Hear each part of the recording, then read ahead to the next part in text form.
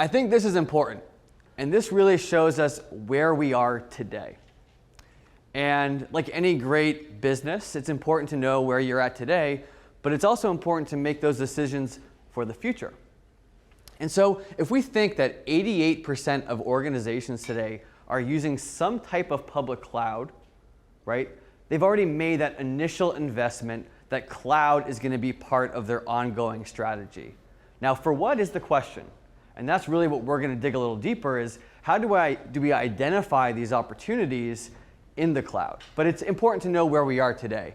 So, a hybrid scenario today is very common, right? So organizations maybe want to keep some information on-prem, but are really looking to the cloud for that kind of scaling ability going forward. And I think when we look at, what's going cloud, there's some other factors that need to be brought in as well, right? So we have new devices coming online every second, or every millisecond, really. And what does this mean? Well, I think the ScanSource acquisition of Intelisys is very telling. There's going to be some convergence between hardware, network, and cloud in the very near future. And what's interesting to me is what is actually bridging that all together. And it's going to be the network. One of the most important things of connecting hardware devices or IoT devices to something that could actually do something with all that data. So think about that.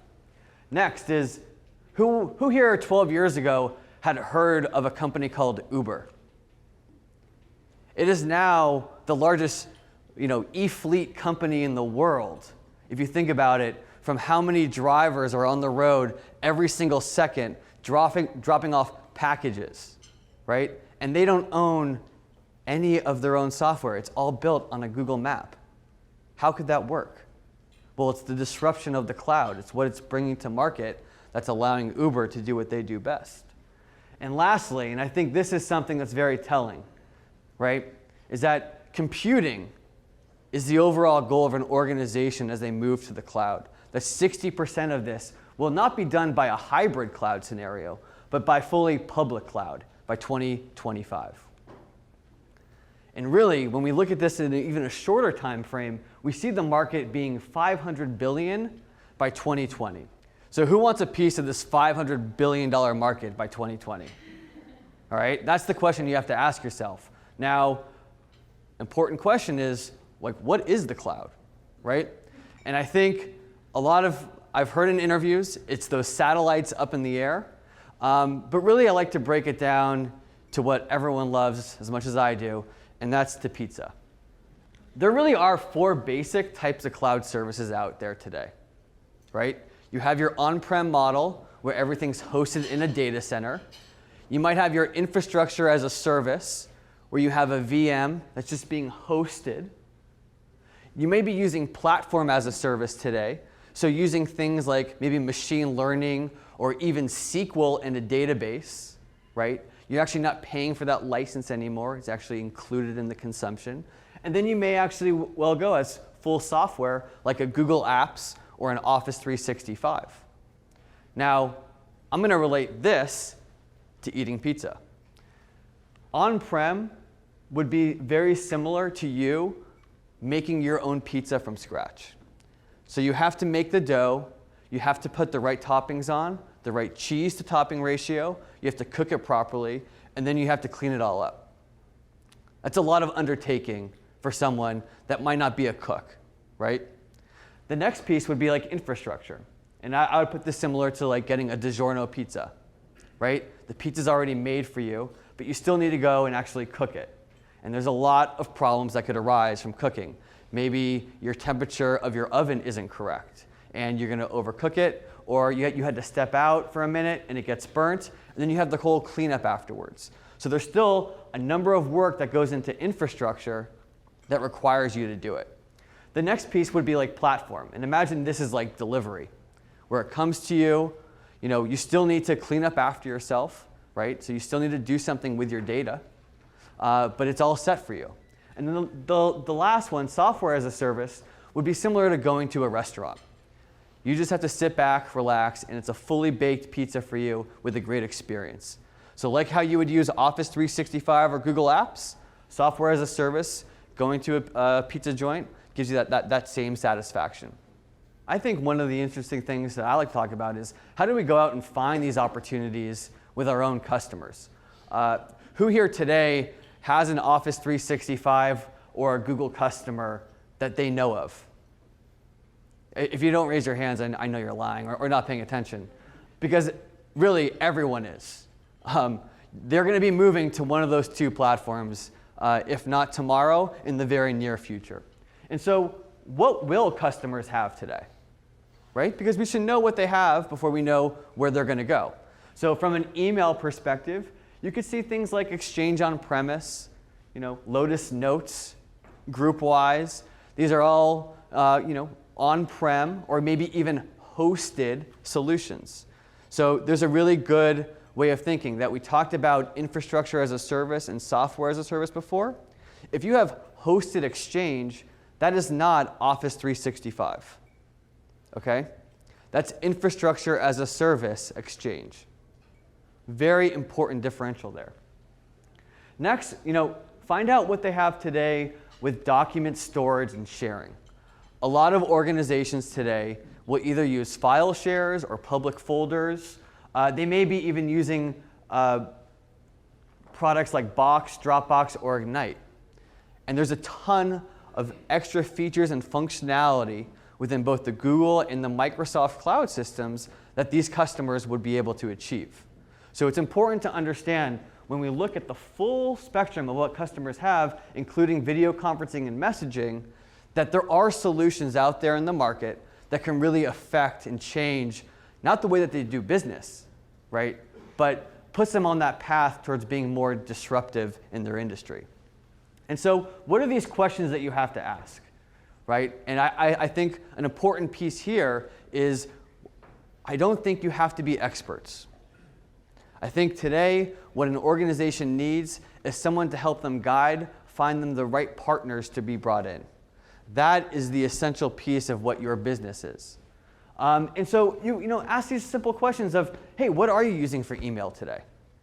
I mean, they'll tell you what they're using. And if they're on-prem, you could easily say something like, hey, have you given a shot at either Google or Microsoft? And they'll tell you, like, yeah, we actually looked at that 2 years ago, but it fell off the radar. Oh, well, can we bring it up again? That's a simple question, and then you can bring it into us, and then we can run that sale from 0 to 100. And you can learn how we do the sale, so maybe next time you could take it from 22, or from 0 to 20, right? And so when we look at collaboration and conferencing tools, it's just fairly similar questions. Basic questions, what are you using today? And do those products end up rolling into one solution? Because at the end of the day, that's where you get the true value of both a Microsoft and a Google. And I'd be remiss to say that this also has to do with data centers. This is massive. Everyone wants to talk about Office 365 and Google Apps, but I think in the next 5 years, if we talk in 5 years, hopefully, these types of opportunities, as I like to say, I think apps in Office 365 could make you wealthy. This will make you rich. And we're talking about moving data centers from on-prem or hosted environments into the public cloud. So that could be either infrastructure, platform, or even just storage. And we're talking about things like big data, right? Things that are very complex. And luckily, every single customer out there today has a big data problem. They have all this information coming in that they don't know what to do with it. And you can ask them that simple question of, do you have a big data roadmap today? So these are the types of questions, and we're going to pass these out to you, but these are the types of questions that you just got to start including when you start talking to your customers. And so I'm going to dig a little deeper at first into Microsoft. Has anyone here won an Office 365 deal or a Microsoft deal with SADA today? Okay, so we have some that are close, some we've actually won. So Microsoft Cloud, what is it? Okay, what's unique about SADA and what we do is we have practices that touch on every single one of these pillars. So we have an Office 365 practice. We have a Dynamics 365 practice. So when we talk about CRM for sales or marketing, we talk about secure, productive, and enterprise. So that would be something like the Enterprise Mobility Suite. That could be things like single sign-on or mobile device management. It's on your sheet. It could be Cortana Intelligence Suite, which is part of Microsoft Azure and provides a lot of that big data that I was talking about earlier. And lastly, Microsoft Azure. That's their public cloud offering, similar to an AWS. And so this is my typical Microsoft slide that I always like to bring up because it's confusing as hell. And who can really end up learning anything from this? And Demetrius is back there, and he's laughing because he knows it's true. But Office 365, okay? Microsoft did a disservice by calling it Office 365 because what is Office? It's your normal applications that you've been using your entire life. It's your Microsoft Word, it's your Excel, it's your PowerPoint. It includes Outlook, right? But Office 365 includes so much more. It has your business email with Exchange. It has online document storage, file sharing, online meetings, and now PST and conferencing is built in. Private social network, that's interesting because I don't know if you guys know this, but we just made our third partnership with another technology provider, Facebook. Yeah, they have a private social network called Yammer. It's all backed by Microsoft. So instead of being a hosted Exchange environment, right, with an Exchange server, this is now an Exchange Online. And these are the most popular kind of suites that we've been selling. So you have your E1, your E3, and your E5. Okay? This is what primarily you should be going to customers with as they are looking for Office 365. E5 came out last year. There's some major announcements coming up in January. So has anyone here sold UCaaS in the past? Some? Okay. Get to know this because auto attendant, hunt groups, these are all being released in the next 2.5 months. And when Microsoft talks about the opportunity of a full UCaaS solution, they're going to be providing dial tone, they're going to be providing the cloud PBX, and they are meant to go from a $13 billion market share to about a $50 billion market share. So 8x8, RingCentral, I hope you guys are ready. And lastly, on the Microsoft side, I wanted to touch on Azure. And you'll notice they have platform services and infrastructure services. Okay? We talked about this a little earlier. So what Microsoft and even Google are doing is they're extending today what customers can do in the cloud. Normally, this is about all they would think about, would be these infrastructure services. So putting virtual machines, which we've won a deal. We've won multiple deals of moving 50 VMs and hosting them in Microsoft Azure. That's no problem. But you know what is really interesting? Looking at things like Azure AD B2C. Okay? If your customer today has other customers that are going and going on their website to purchase something, how are they actually identifying those customers? Ask that question, because this is that service that can help them out. They can now create different user accounts for all of the people going to their website and purchasing behind a secure background of Microsoft Azure. So when we look at platform and when we look at infrastructure, I think what's important to note here is so much of this, as you can see, is under the platform sector. And a lot of this now is going to be tied into big data and IoT. And this is the exciting stuff, folks. This is the stuff that should get your light bulbs going off. Because when we look at the future and what's happening with even things like self-driving cars, or even, how about smart refrigerators? Every single device that you guys have today is creating some type of output. Now, if an organization can be smart with that data to make actionable decisions, they finally hit the golden nugget. That's the conversation we should talk about. And what you're there to do is provide that backbone and understanding of how we connect that device to the cloud, and now you can get paid all the way through. Because who doesn't want to get paid? And so Microsoft Azure, really quickly, we can deploy it very fast. It avoids that entire capital expenditure. Okay, it's operating. It's on a monthly basis based on consumption, right? And you can scale up or scale down as needed. So if we had a customer like the NFL who needs to stream the Super Bowl and doesn't want to buy hundreds of servers, they can now leverage Microsoft Azure as the backbone for those services. Okay? Now Google.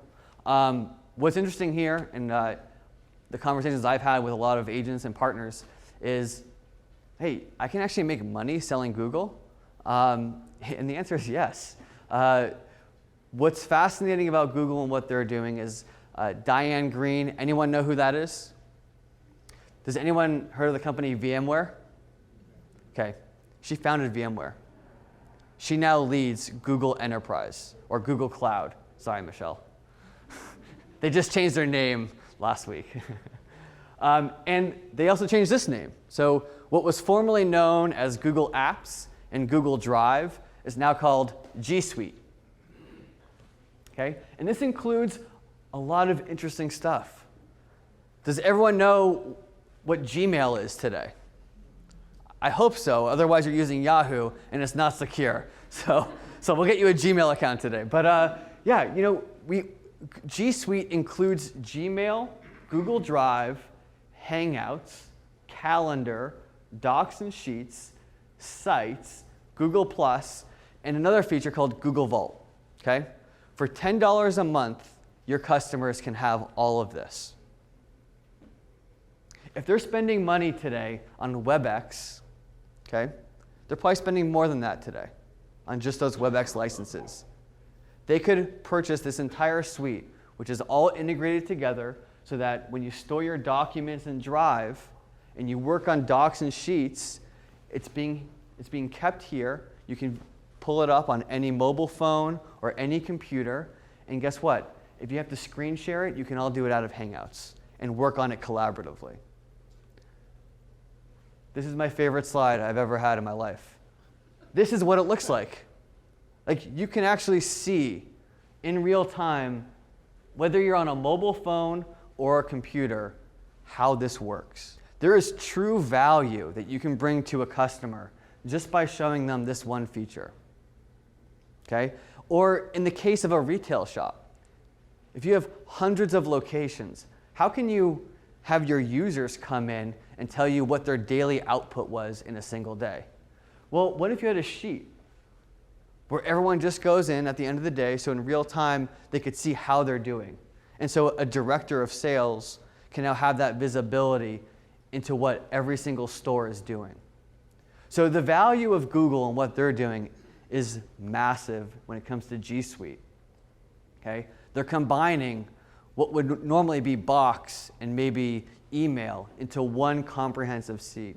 We are talking to Fortune 50 companies about this, because collaboration and employee engagement is a massive problem at a lot of organizations, especially with remote workforces. And lastly, on the Google side, or second to last, because there's a third thing I'm going to talk about, Google Cloud Platform. So Google's biggest bet has always been on search, right, and advertisements. But what is the underlying structure and foundation of search? Anyone know? It's databases. It's things like containers. It's things that your customers are going to want to start doing as they continue to grow. And so what's really, I think, interesting is, who here has sold colo? Okay? This was the first wave. So I hope you hit that one. The second wave, and this one is probably, it's probably still going on today, but it's going to be ending. I mean, I'll be upfront. Is this virtualized data centers? So taking all of your blades, virtualizing the applications, and now storing them on servers. And maybe you might have 5 applications on one server blade, whereas before you had 1 application on a server blade. But a lot of this is, you have to maintain it, you have to configure it, it's user managed. There's a lot of error and risk involved if you think about it. Well, what Google's trying to do is really create these intelligent services that can auto-scale, okay? Both from an infrastructure perspective as well as the platform. What does Google do best? Well, they innovate the hell out of everything, okay? I mean, it's crazy. But they create their own hardware and servers that run on the backbone of Google Search and now Google Cloud, okay? I'm going to repeat that. The same servers that are running your searches would now be used for your organization as they run their applications, okay?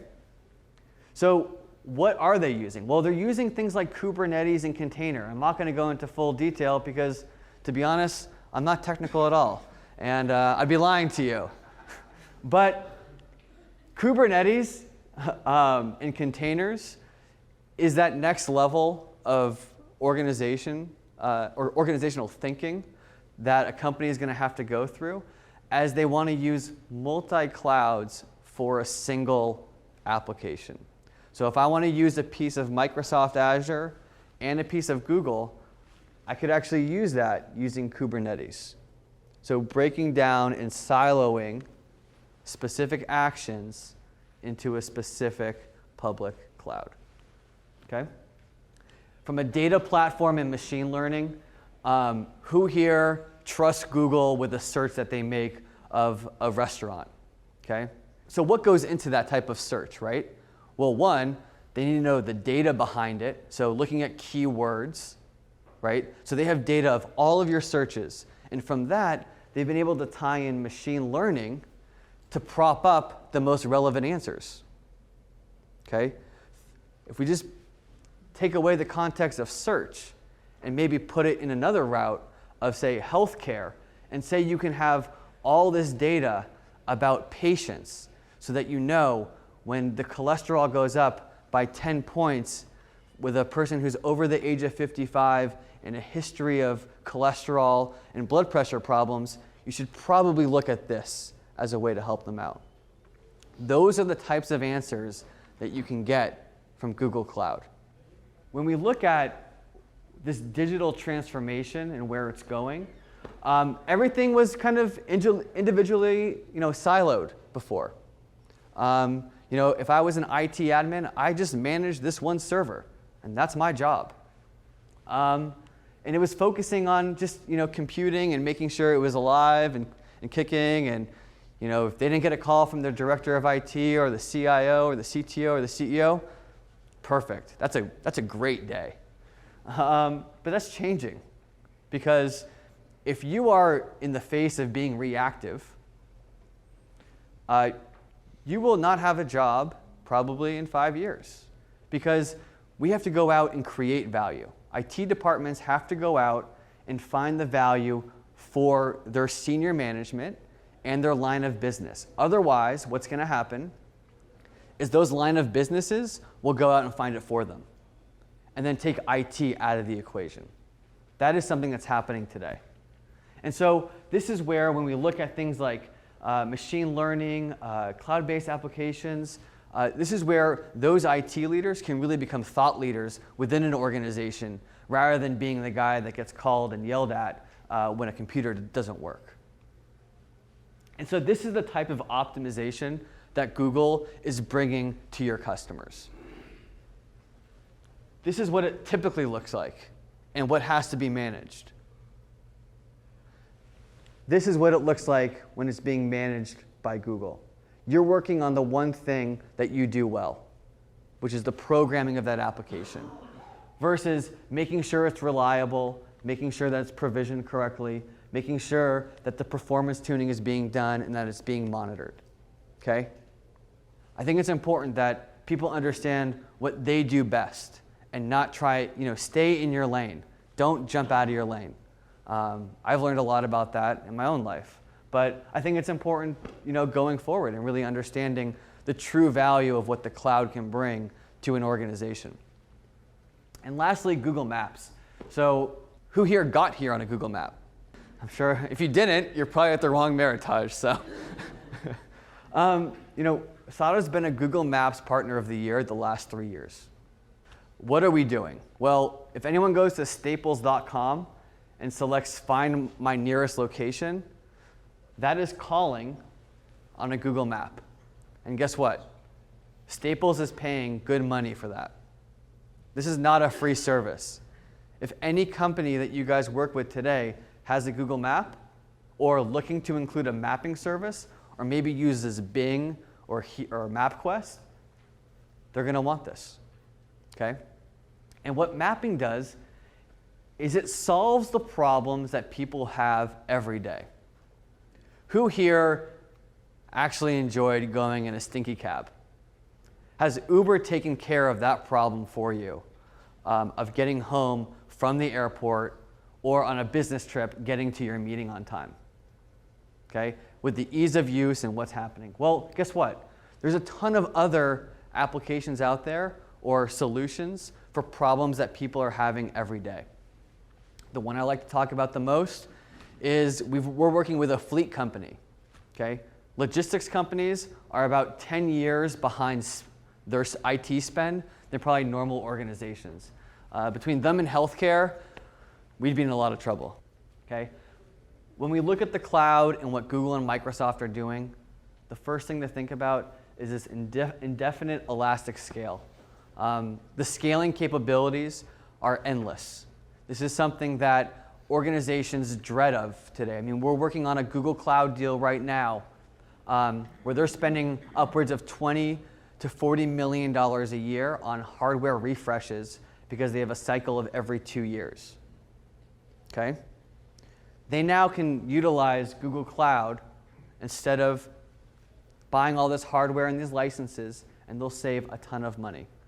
Because while that hardware refresh was expensive, they were actually spending 5 times that amount on the licensing of those applications than they would if they used Google. So what Google is providing is a much beefier processing power than what they could even purchase themselves. Better software faster. I'll tell you right now, Office 365 and Google Apps will be better applications than what they currently have today, especially with integration points. Okay? The fact that I can integrate a calendar with a document, with an email, how many other services provide that today, especially those on-prem? And lastly, and I hope if one thing you get from me today is how important this word is going to be, but data does make great software. And you're talking about the backbone of both Microsoft and Google that are collecting a tremendous amount of data on how people are working. So Microsoft has a product called Delve. Has anyone heard of Delve? Anyone here on Office 365? You guys have Delve. So think about it. This Delve allows you to see what other people have been sharing in case you're missing something. Okay? No on-prem server can actually provide that. But these are the types of things that actually come up in the cloud, right? Is that in Google Drive, I can search for a document, and it provides OCR technology. So when I do search it, it actually reads PDFs as well. Okay? That's built into the platform. This is data, guys. This is helping people make actionable decisions. And with that, please, if you guys ever need to contact, SADA, register your leads. I want you to make Matt Apicella, wherever he is, his life a living hell. Talk his ear off. Talk about your customers, what they need, and what we could do to help them get there. Because I think at the end of the day, that's the value that I want SADA to bring to you. And that's helping you transform your business for this next wave that's coming through. Thank you.